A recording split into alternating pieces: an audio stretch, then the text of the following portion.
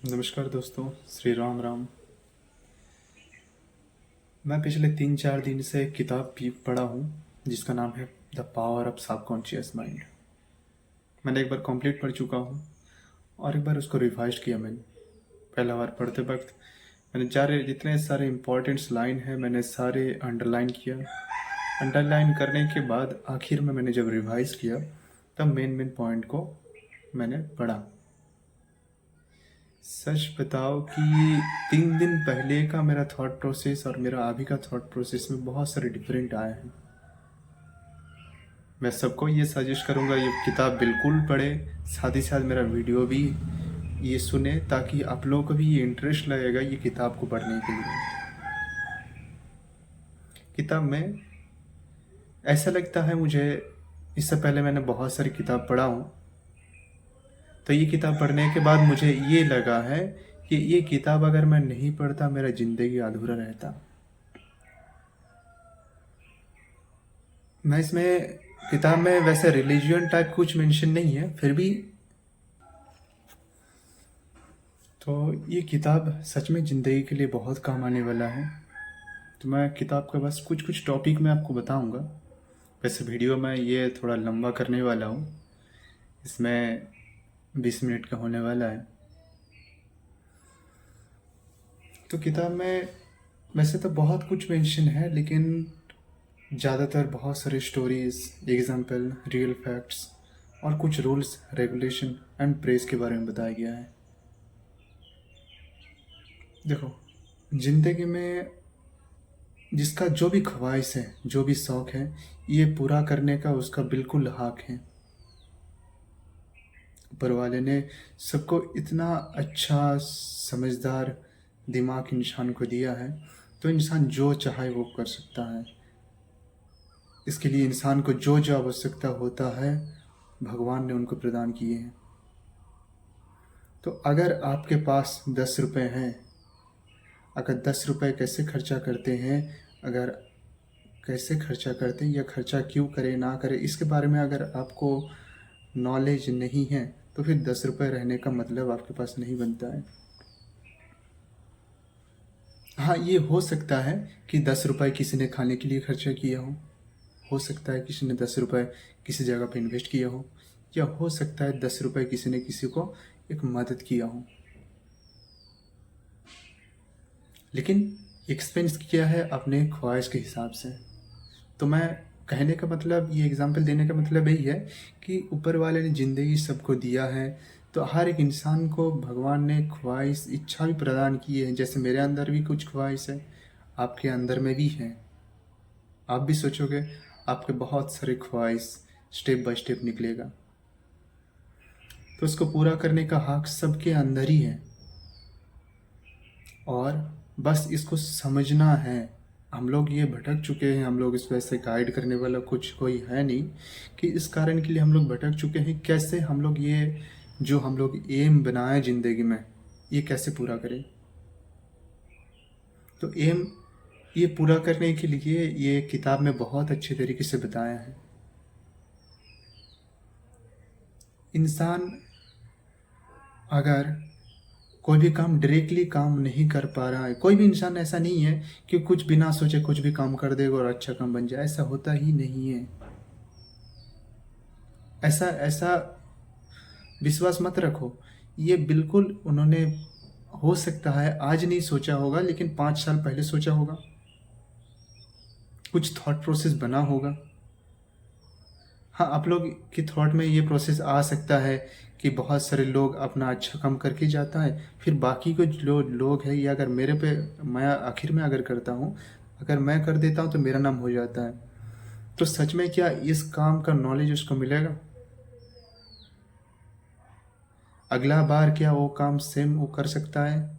नहीं कर सकता है। तो इंसान, मैं या आप या कोई भी हो, अगर ये सोचता है फिर ही प्लान एग्जीक्यूशन होता है। प्लान एग्जीक्यूशन होता है फिर आखिर में, लेकिन सबसे पहले आपको आपकी ज़मीन पर बीज देना होगा। ओके, तो द थिंग इज़ दैट कि कैसे हम लोग इसको साकार करें।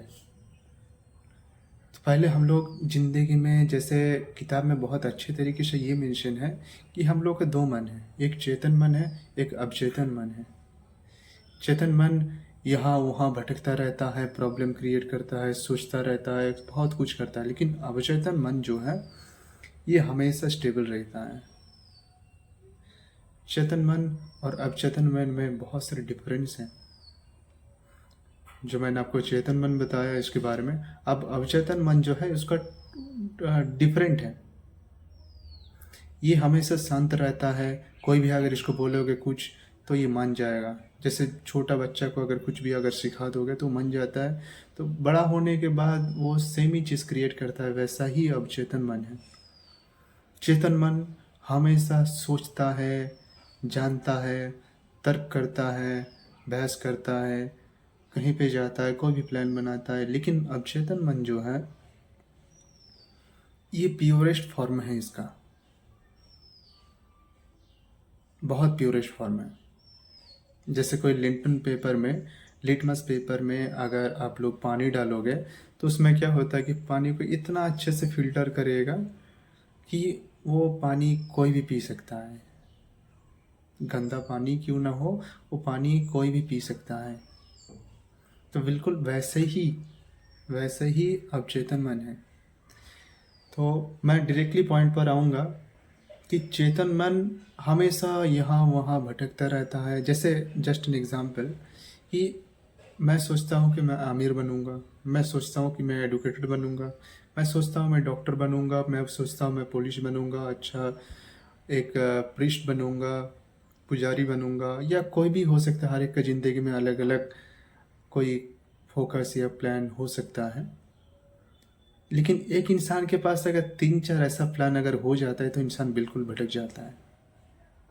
तब उनको मदद लेना पड़ता है अवचेतन मन का, जिसको इंग्लिश में कहते हैं subconscious mind. That's a completely different thing. If you know, if you ever about these things, I hope that you will be all this time you ask this question on the subconscious mind.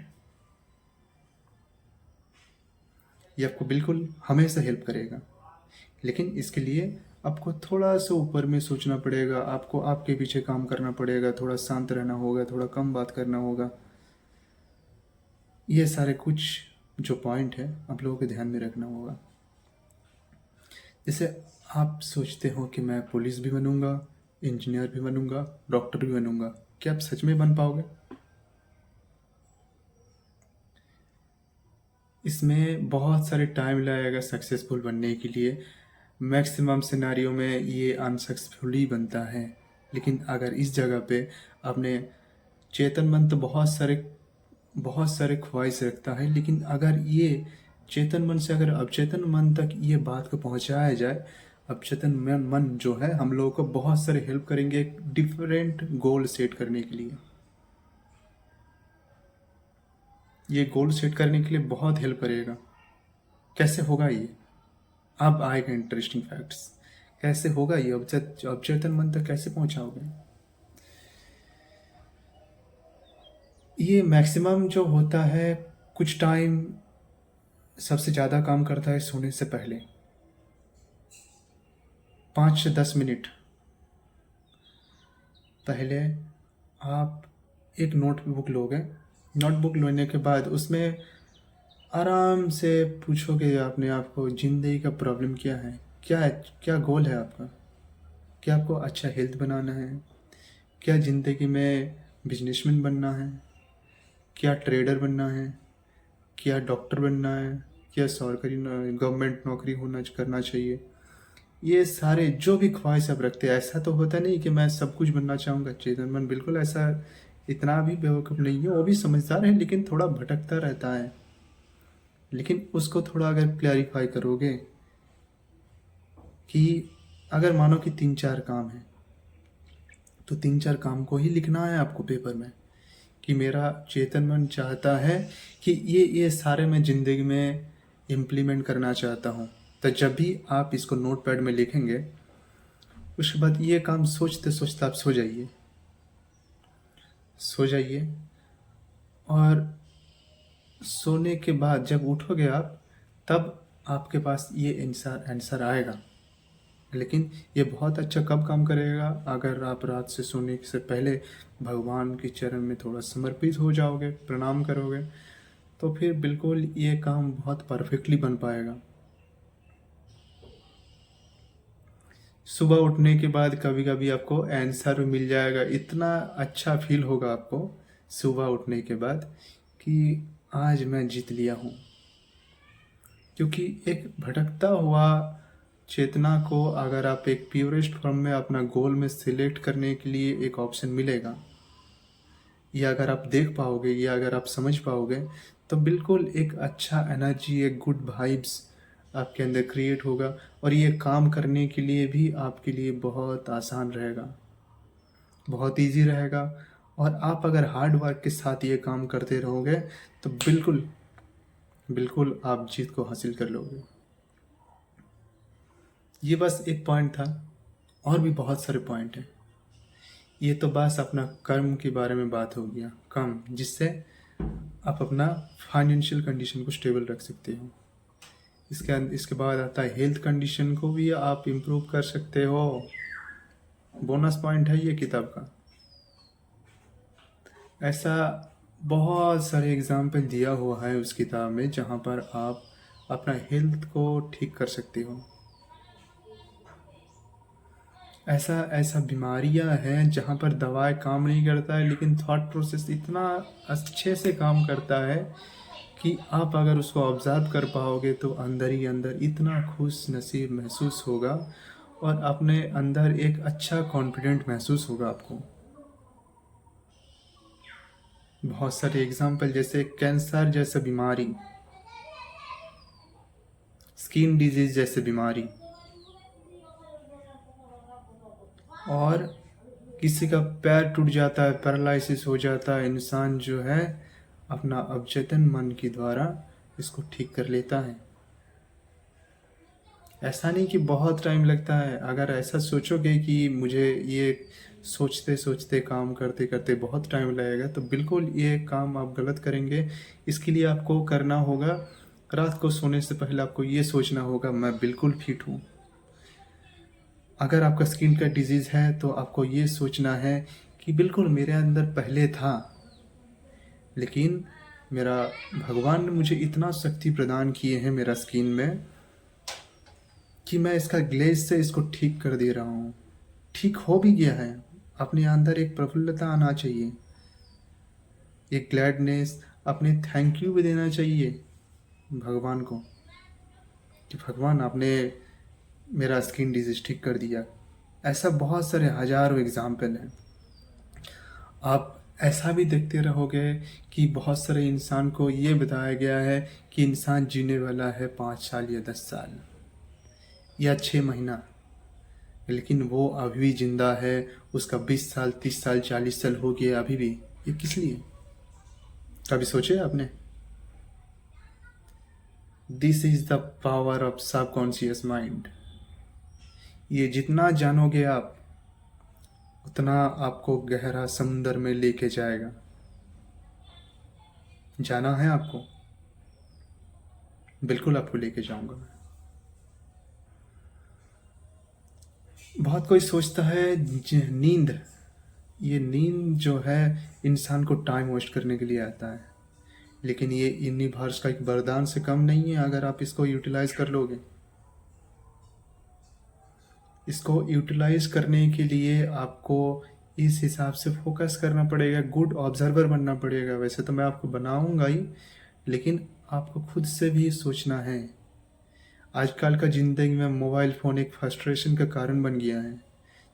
जितना इससे दूर रहोगे, उतना अच्छा आपके दिमाग के लिए, अपना काम के लिए, आँख के लिए, सब कुछ के लिए ये बिल्कुल ठीक रहेगा। या तो आप डिसिप्लिन हो जाओ, क्या फ़ोन में देखना है, क्या करना है, एक पार्टिकुलर एक टॉपिक रखो। या तो आप, अगर आप फ्रस्ट्रेटेड हो चुका तो बिल्कुल फ़ोन यूज़ मत करो। आप सोचो, जैसे मैंने पहले बताया, क्या काम करना है। तो ये हेल्थ के बारे में मैं आपको जो बता रहा था, तो सोने से पहले ये सारे काम करो। ज़्यादा नहीं, 1 हफ्ते के अंदर आपको रिजल्ट दिखना मिल जाएगा। 1 हफ्ता में नहीं, 2-3 दिन में आपको ऐसा फील होने लगेगा कि मैं बहुत खुश हूँ। पहले मेरे को बहुत ज़्यादा दिक्कत होता था, परेशानी होता था, लेकिन अब मैं बिल्कुल ठीक हूँ इससे। अब ये कर्म हो गया, हेल्थ हो गया, इसके बाद आ गया रिलेशन में। रिलेशन में भी सबकॉन्शियस माइंड एक बहुत महत्वपूर्ण चीज़ है, बहुत बड़ा भूमिका निभाता है ये। रिलेशन में क्या होता है, नॉर्मली हम लोग जैसा थॉट प्रोसेस रखते हैं आपके प्रति, जैसे मैंने आपके प्रति जैसे थॉट प्रोसेस रखेंगे, तो आप भी बिल्कुल सेम ही तरीके से थॉट प्रोसेस आप रखेंगे मुझ में। आप अगर मेरा बुरा चाहोगे तो मैं बिल्कुल समझ सकता हूँ कि आप मेरा बुरा चाहते हो। आज नहीं, हो सकता है आज नहीं, किसी को समझने में 1 मिनट टाइम लगता है, किसी को 1 घंटा टाइम लगता है, किसी को 2-4 दिन टाइम लगता है, लेकिन आखिर में तो समझना ही जाता है ना। अगर 1 घंटा में समझ जाता हूँ या नहीं जाता हूँ, अगर उससे 1 दिन 2 दिन मिलता हूँ तो क्या होगा। तो इसलिए क्या है कि हर एक इंसान को पहले समझ, मतलब उसके अंदर सरेंडर नहीं कर देना चाहिए। उसको पहले जांचो, उसको पहले परखो, इंसान कैसा है, उसका इंटेंसिटी क्या है, नहीं तो ज़िंदगी में हमको यूज़ करके चला जाएगा। और अगर ज़िंदगी में किसी को साथ में रखना है तो बिल्कुल उसके लिए यूनिवर्स के तरफ से कुछ अच्छा वरदान मांगो। जैसे भगवान उनको अच्छा हेल्थ कंडीशन दो, उसको अच्छा फाइनेंशियल स्टेबल वाला ज़िंदगी बिना जीने के लिए बिता दो, उसको एक अच्छा रिलेशनशिप दो, मैं मेरे साथ उसका भी अच्छा रिश्ता गहरा हो। ये सारे अगर कुछ पॉजिटिव्स अगर बात बोलने लाएंगे तो बिल्कुल यूनिवर्स आपके लिए काम करेंगे। तो अगर ये आप सोने से पहले काम करोगे, इसमें भी आपका सेम ही है। अगर भगवान को प्रणाम करने के बाद ये काम करोगे, 5-10 मिनट अगर काम करते रहोगे, तो बिल्कुल ये काम आपके लिए बहुत आसान होगा और इसका आपको एक प्रॉपर सॉल्यूशन भी मिलेगा। इसका बहुत सारे एग्जाम्पल हैं, बहुत सारे एग्जाम्पल है। जैसे एक एक वाइफ जो है, उसका पति को संदेह करता था वो। तो क्या हुआ है, तो उसका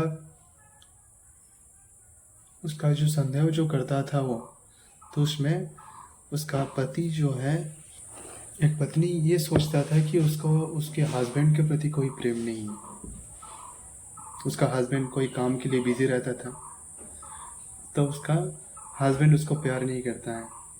तो इसलिए क्या कर रहा है, वो भी उसको इग्नोर कर रहा है। अब पति ने ये देख रहा है कि मैं दिन भर काम करने के बाद आ रहा हूँ घर पे और मेरे को मेरा पत्नी ने प्रेम नहीं करती है। तो ये सारे कन्फ्यूज़न की वजह से ये दोनों के बीच में क्या हुआ कि एक बहुत ही बड़ा इशू होने लगा, आखिर में डिवोर्स तक बात चला गया। फिर मिला एक साइकोलॉजिस्ट से, फिर उन्होंने ये कहा कि क्या आप लोगों की ज़िंदगी में पहले से ये चलते आ रहा था। फिर दोनों के एक साथ में बैठाया, दोनों से डिस्कस किया क्या हुआ है, आपके मन में कब से ये बात आने लगा। फिर दोनों के बीच जब क्लैरिफिकेशन होने लगा कि ये लड़का जो है काम के कारण में बिजी था, इस कारण के लिए अच्छे से मिल नहीं पाता था, तो इस कारण के लिए पत्नी का मिसअंडरस्टैंड हो गया। आप दोनों के बीच में अच्छे से समझ में नहीं लगा, अंडरस्टैंडिंग होने लगा। और साथ ही साथ उन्होंने ये बताया कि आप दोनों के लिए, दोनों के लिए एक कुछ अच्छा ख्वाहिश मांगो भगवान से, दोनों एक साथ से मांगो, तो इसमें क्या होगा, रिश्ता बिल्कुल गहरा होगा। तो इस तरीके से आप अपना रिलेशन जो है, पति पत्नी के प्रति, दोस्त दोस्त के प्रति, एक टीचर स्टूडेंट के प्रति, या स्टूडेंट टीचर के प्रति, या कोई एम्प्लॉयर अपना मालिक के प्रति, ये बिल्कुल कर सकता है। और भी है, जैसे एक बुज़ुर्ग इंसान, सीनियर सिटीजन जो होता है, ये हमेशा ये सोचता है कि मेरा ज़िंदगी में बहुत उम्र हो गया है, मैं कुछ नहीं कर सकता हूँ, मेरा रिटायरमेंट हो चुका है, मेरा ज़िंदगी अब मरने के लिए छोड़ दिया है मेरा कंपनी ने या गवर्नमेंट ने या रिश्तेदार ने। लेकिन इसमें कॉम्प्लीटली थॉट्स प्रोसेस जो है आपका, आप जैसे सोचोगे अपने बारे में वैसे ही आप बनोगे। अगर आप अपने बारे में कुछ अच्छा ही सोचोगे, बिल्कुल अच्छा ही बनोगे। आपको जिज्ञासु बनना पड़ेगा, आपको हंग्री होना पड़ेगा, हंग्रीनेस आपके अंदर होना चाहिए। जब तक आपके अंदर हंग्रीनेस नहीं आएगा तब तक आप कुछ ना तो सीख पाओगे, बस ब्लेम करते रहोगे एक दूसरे के प्रति। समय का यूटिलाइज करना होगा आपको। तो एक बार एक बुजुर्ग इंसान ये सोचता था कि मेरा तो उम्र हो गया है, मेरा मेंटल कंडीशन अब पहले जैसा ठीक नहीं रहा, मैं गुस्सा हो जाता हूँ, मैं कुछ भी पढ़ने के बाद मैं भूल जाता हूँ। तो हमेशा खुद को ये सोचता था, यही ब्लेम करता था कि मेरा उम्र की वजह से ये हो रहा है। आखिर में उन्होंने मिला, एक साइकोलॉजिस्ट थे, बहुत अच्छा साइकोलॉजिस्ट है, बहुत पहचान वाले हैं, बहुत नाम है उनका। तो उनके पास गया, जाने के बाद फिर खुद के बारे में ये बताया कि ये इश्यूज़ मेरा ज़िंदगी में हो रहा है, क्या करना चाहिए। तब उन्होंने डायरेक्टली कोई भी बात एग्जाम्पल ना जाकर फिर डायरेक्टली कंक्लूजन में गया है। उन्होंने डायरेक्टली ये बताया कि आप ये सोच रहे हो कि आपके अंदर एंग्रीनेस है, आपके अंदर कोई जीने का ख्वाहिश नहीं है, आप अपने आप को बहुत ज़्यादा ब्लेम कर रहे हो, इस कारण के लिए आपकी ज़िंदगी में वैसा ही हो रहा है, ब्लेम हो रहा है। इस जगह पे आप अच्छा प्रे करो अपने बारे में। जैसे आज का ये दिन मुझे भगवान ने दिया है, मुझे पर बहुत प्रसन्नता हो रहा है, मैं बहुत थैंकफुल हूँ भगवान के प्रति, और मैं कुछ सीखना चाहता हूँ, जानना चाहता हूँ। अगर ये बात भगवान को बोलना मतलब क्या है, अपना सबकॉन्शियस माइंड तक पहुँचाना बात को। कभी कभी 2 मिनट, 5 मिनट, 10 मिनट, 15 मिनट ऐसे करके अगर टाइम निकाल के अपने आप के अंदर समय दोगे और नया कुछ सीखने के लिए अपने प्रयास करोगे, तो बिल्कुल कोई भी ज़िंदगी जो है आपके लिए बुज़ुर्ग या सीनियर सिटीजन नहीं बन जाएगा। तो उसके लिए क्या करना है आपको, ये सारे चीज़ आपको ध्यान रखना है। हंग्रीनेस आपको ज़िंदगी का लाइफ टाइम करना है।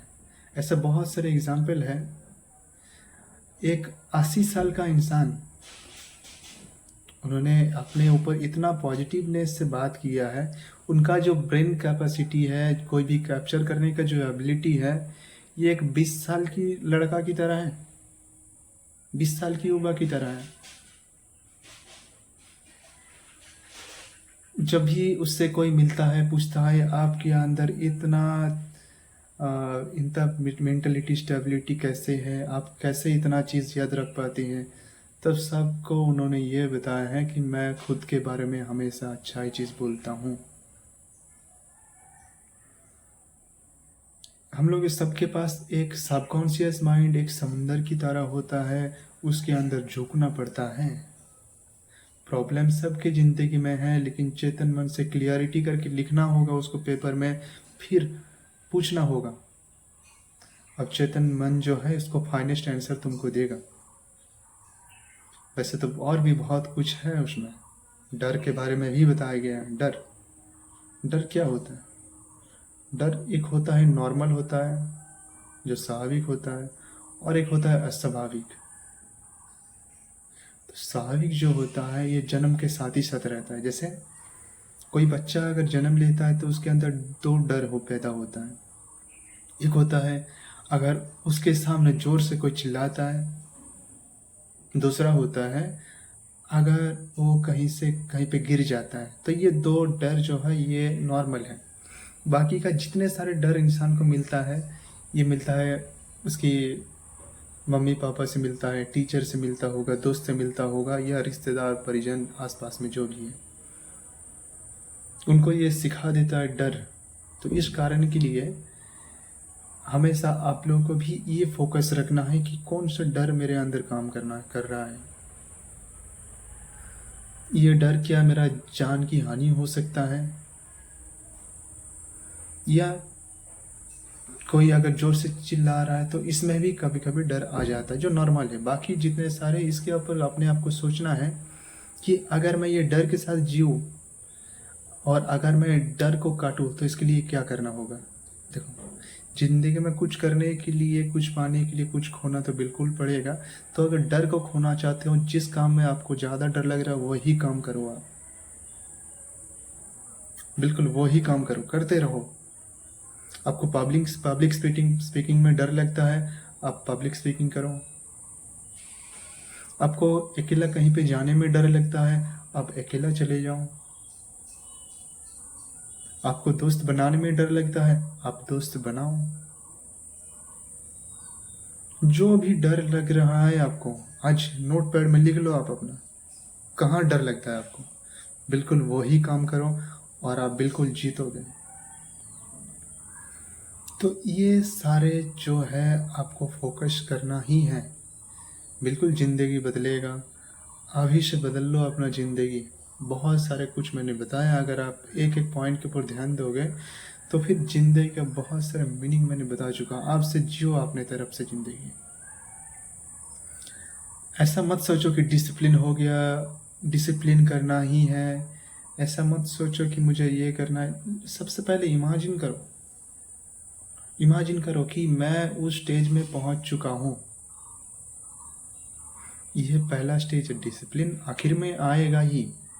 पहले डिसिप्लिन के बारे में नहीं सोचना है आपको, पहले इमेजिनेशन के बारे में सोचना है। इमेजिनेशन करो, प्लान एग्जीक्यूशन करो, फिर काम करते रहो। आखिर में आता है डिसिप्लिन। अगर ये सारे स्टेज आप एक एक करके पार कर चुके हो तो फिर बिल्कुल डिसिप्लिन को अप्लाइए, क्योंकि डिसिप्लिन की अगर नहीं रहेगा ज़िंदगी में तो आप सक्सेस तक नहीं पहुंच पाओगे। जो इमेजिनेशन अपने किए थे उतना दूर तक आप नहीं पहुंच पाओगे। बेस्ट ऑफ लक, और आशा करता हूं कि ये वीडियो सबके लिए काम आएगा। अच्छा लगे तो चैनल को लाइक, कमेंट एंड सब्सक्राइब करो। अगर इस टाइप का और भी वीडियोस देखना चाहते हो और मेरा हौसला बढ़ाने के लिए आप इस चैनल को लाइक, कमेंट एंड सब्सक्राइब करो। कमेंट्स में आप किस टाइप का वीडियो देखना चाहते हो ये भी आप कमेंट्स में मेंशन करो। इसमें मेरा भी बहुत हेल्पफुल होगा और आपके लिए भी इन फ्यूचर में मैं और भी वीडियो लाने वाला हूँ। Thank you. जय हिंद, वंदे मातरम।